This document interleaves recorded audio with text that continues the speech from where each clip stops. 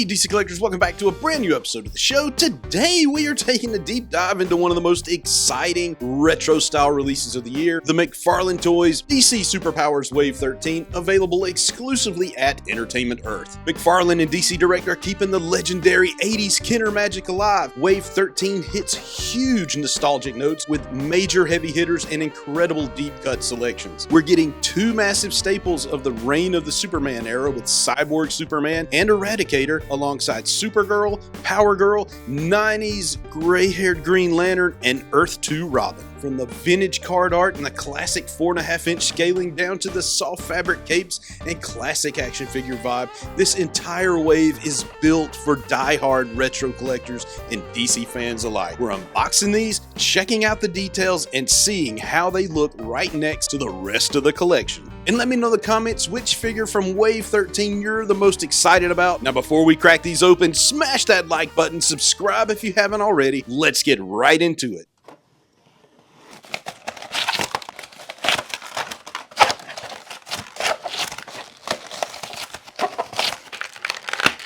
Here is Wave 13 out of the package, and I must say, I'm absolutely floored by these figures, especially the inclusion of the women figures, which fans have been asking forever for, and we finally get it in the form of Supergirl and Power Girl in one wave, which is fantastic. Let's start this review by taking a look at Green Lantern. He actually reminds me a lot of the original Green Lantern Superpowers figure from Kenner. He has the same hand gestures, the same fist. I'm sure that the sculptors actually looked at that and tried to copy what was made before. And for this one, I don't have the original Hal Jordan release from the Superpowers line. I think it was like Wave 4 or 5. I just don't have that one.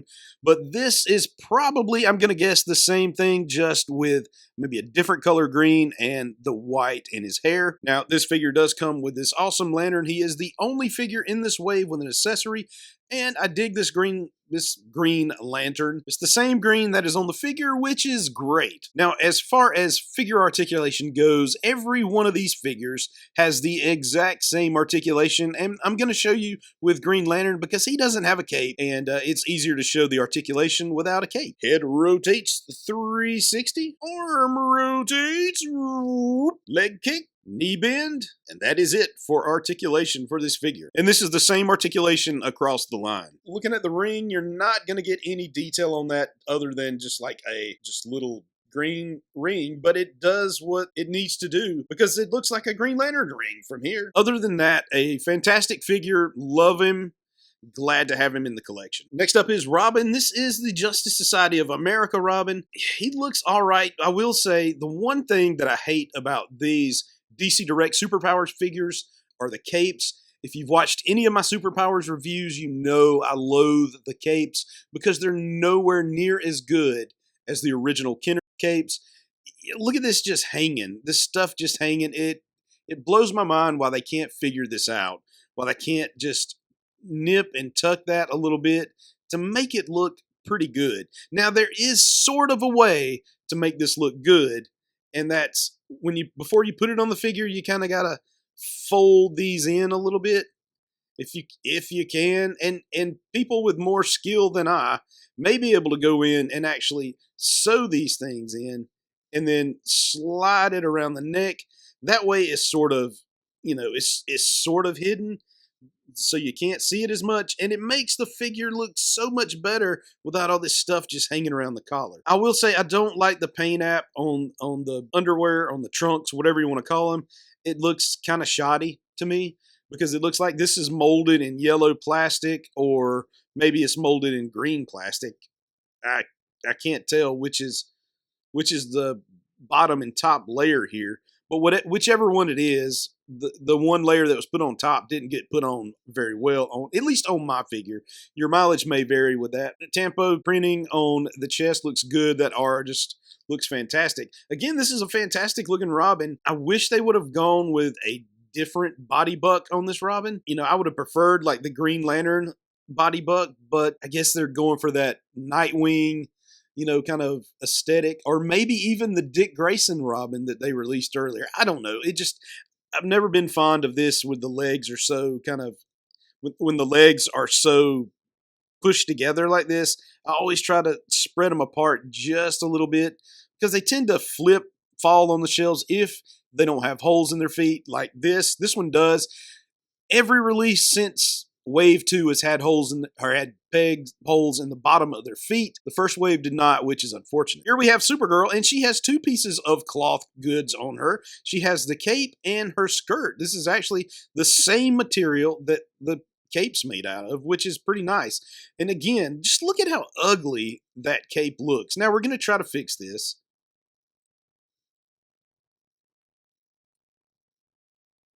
Ugh. I will say it was hard to get that cape off because her hair, the bushy hair, is sort of hanging over and everything's kind of stuck back in there. Ew. Look at the back of mine. I got some paint rubs or something where they tried to put this skirt on and it just started rubbing against the paint on the back. Ugh, I'm glad it's covered up by the cape, but that's sort of ugly. Try to do the same sort of thing where we kind of fold the top level of the cape in around the neck and then slide it into place. See if this works with her. Ugh, getting that cape on that's a little bit of a deal right there because of the head. Get in there. Get in there, cape. I feel like I'm trying to push it in there underneath. Ugh, now I'm just forcing it around one side. Maybe I shouldn't have taken it off. That is a pain in the butt.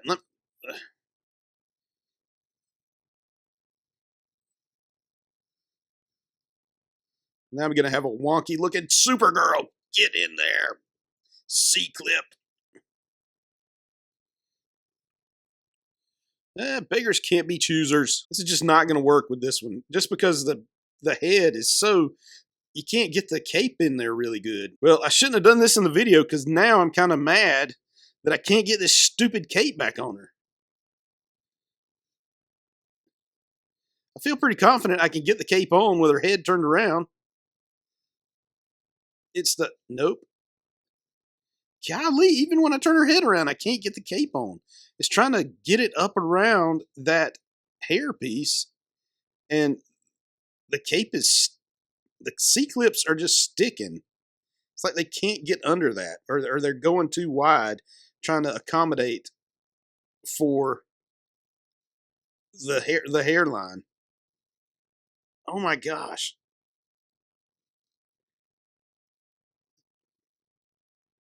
I guess I've just totally screwed this one up. We're going to have to leave her as is until I can, like, get in there and play with her. That's unfortunate. That's unfortunate. But to be honest, she is my least favorite figure from this wave. Looking at Power Girl, she's going to suffer from the same thing. Look, the cape is sitting around the hair. It doesn't even go up to the neck. I'm not going to mess with that. I just don't want to screw it up any more than what it is. You can see some sort of shoddy painting right here.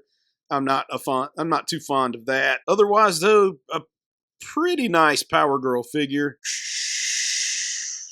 This is definitely going in my Justice League Europe collection. Here is the Eradicator, another good looking figure. This is using the regular Superman body buck that they've been using lately, and this one looks pretty good too.